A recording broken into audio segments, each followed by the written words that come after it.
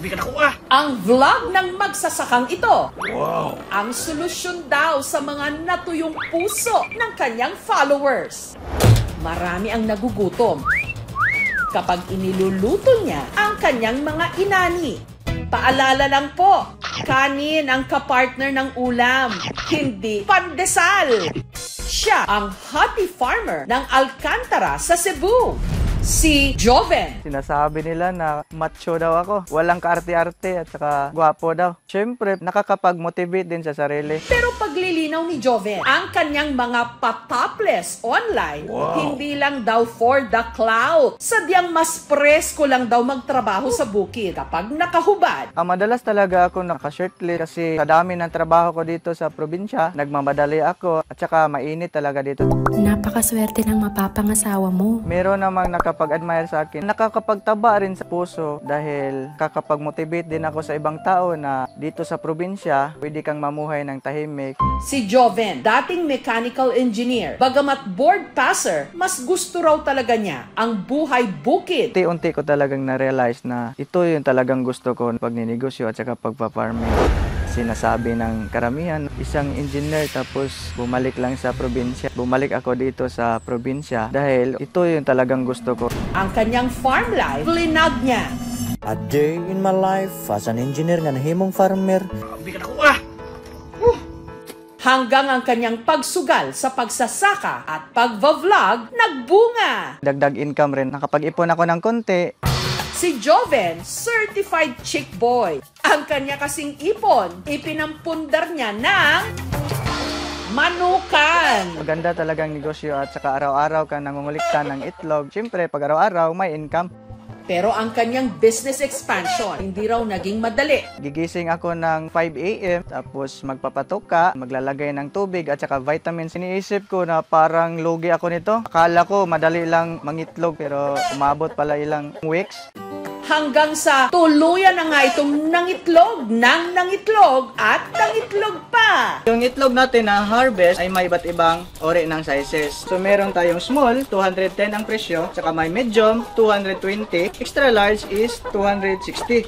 Ang dating 96 lang na mga manok, halos triple na ang bilang ngayon. Next month, baka ma-full na yung building ko. Mabilis at malaki ang kitan sa pag-aalaga ng manok kasi nga maraming pwedeng sources nito. Itlog, karne.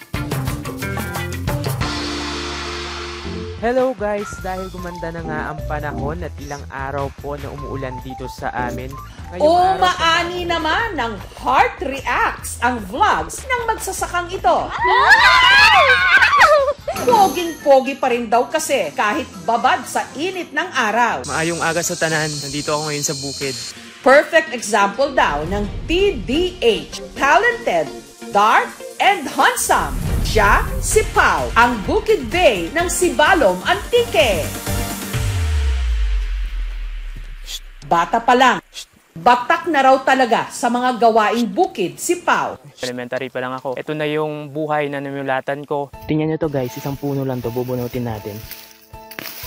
Oh, diba? Tatanim na kami ng palay, mani, iba't iba pang produkto. May mga tanim kaming mais dito. Mga susunod na buwan, pwede na to. Maubra ka sa na oras sa lasing ko. Alam lang ikaw, puro sa akuan lang pirmi. Taramnan lang. Minsan nauulanan ka pa, kumikidlat, madulas yung daanan, tapos bibilin yan ng 20 pesos per kilo. Parang binabarat lang. Kasi yung iba kapag sinasabi natin magsasaka, parang tinitingnan lang nila bilang mababang trabaho. Pero yung trabahong to, kapag ito yung nawala, ito yung trabaho na ramdam ng buong bansa. Meron na tayong halos 300,000 followers.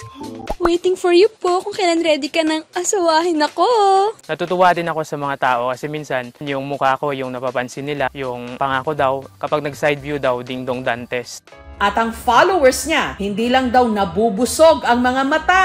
Ang kanya raw kasing vlogs para ring pataba sa utak. Educational kasi ito. Habang nagpapakulo pa tayo ng tubig, tatadtarin ko muna to guys. Pati na ang paggawa ng pagkain ng baboy gamit ang iba't ibang gulay. Kapag makulo mamaya yung tubig na yan, ilalagay na natin yung mga na-slice ko. At dahil harvest season ngayon ng tanim nilang kape, tuturuan tayo ni Pau kung paano mamitas ng mga hinog ng coffee beans. Yung kape na meron kami dito ay Robusta coffee.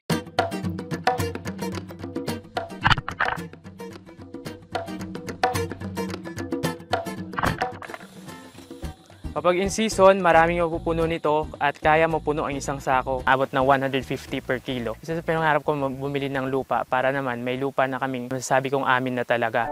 Ang gusto ko sir nga, ang naagyan ko, hindi nanda maagyan. Grade 3 lang ako kasi sir eh. Ano pa ba yung pangarap? Eh, wala na sir eh. Kung mangarap ko, basi hindi ko man maabot ra. Ayan guys, nandito tayo ngayon sa bukid. Yung nakikita nyo naman sa likuran ko.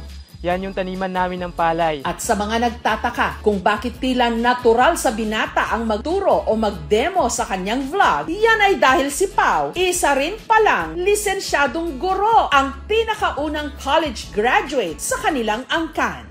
Ako na rin yung nagpapaaral sa sarili ko. Yung mga kasabayan ko, yung iba nagtuturo na. Ako, mas pinili kong bumalik dito kasi alam ko na kailangan ng tulong ng aking mga magulang sa pagsasaka. Yung pagtuturo, hindi lang naman yan sa classroom. Sa paggagawa ko ng vlog, mas nagagawa ko din yung pagtuturo. Kumbaga, teacher pa rin. Yun nga lang, iba na yung tinuturo at tungkol na sa pagsasaka. Pero ang gusto raw itanong sa kanya ng abangers dyan, may nagtuturo ba naman kay Pao na magmahal? Ngayon, wala pa akong jowa. Single po. Si Pao kasi, makailang beses na raw na-ghost o naiwan sa ere. Nung nagtitiktok na ako, madami akong nakakausap. Kaso yung problema nga lang, parang suki na ako ng mga taong biglang nawawala. Siguro dahil magsasaka ako, never kong kinahiya yung trabaho ng magulang ko bilang isang magsasaka at pati na rin po yung pagiging magsasaka ko ngayon. Dahil alam ko kung gaano kahalaga ang aming papel at alam ko na kung wala kaming mga magsasaka, maraming magugutom sa ating bansa. Sa dami ng problemang kinakaharap ngayon ng ating mga magsasaka, ang magtanim, tunay ngang hindi biro. Sa katunayan, marami sa kanila ngayon ang apektado nitong mga nagdaang bagyo. Yung mga magsasaka natin na naapektuhan ng mga nagdaang bagyo is around 109,315. Kita po natin sa direksyon ngayon. It's around 3.5 billion pesos na apektado doon sa farming sector natin. Mura yung binibili nila ng palay, wala kaming masaing. Nakakalungkot lang, kami yung nagtatanim ng palay pero minsan kami pa yung nauubusan ng bigas. Isa sa mga pinoproblema talaga na magsasaka yung abono kasi nagmamahal rin siya. At dahil ipinagdiwang kamakailan ang Farmers Appreciation Day, ang Office of the Municipal Agriculturist ng Sibalom at ang Office of the Provincial Agriculturist ng Antique may inihandang regalo sa pamilya ni Pao. So ito po ay mga binhi ng palay at saka abono sir para sa paray natin. Daura kinda ko eh, magalaom nga mura maabot ka naman nga magpamilya. Okay lang sir, mo lang rakin mambal. Dugaraat kang kalag ko sir eh. Hindi ko speak ang maabot ang muka. Yung tulong na ito, malaking tulong din sa amin. Napakaraming problemang kinakaharap ng agrikultura sa ating bansa. Nariyang lumiliit ang ating mga lupang sakahan dahil nagiging komersyal. Tumatanda ang ating mga magsasaka at tila wala gaanong interesadong sumunod sa kanilang yapak. Bakit nga naman gayong madalas ang ating mga magsasaka lugi sa kanilang ani ang mga nagpapakain sa atin? Halos hindi rin mapakain ang sarili, nagugutom. Kaya nakatutuwa na meron pa rin mga tulad nila na muling pumupukaw ng interes sa sektor na pinagkakautangan natin ng ating pagkain.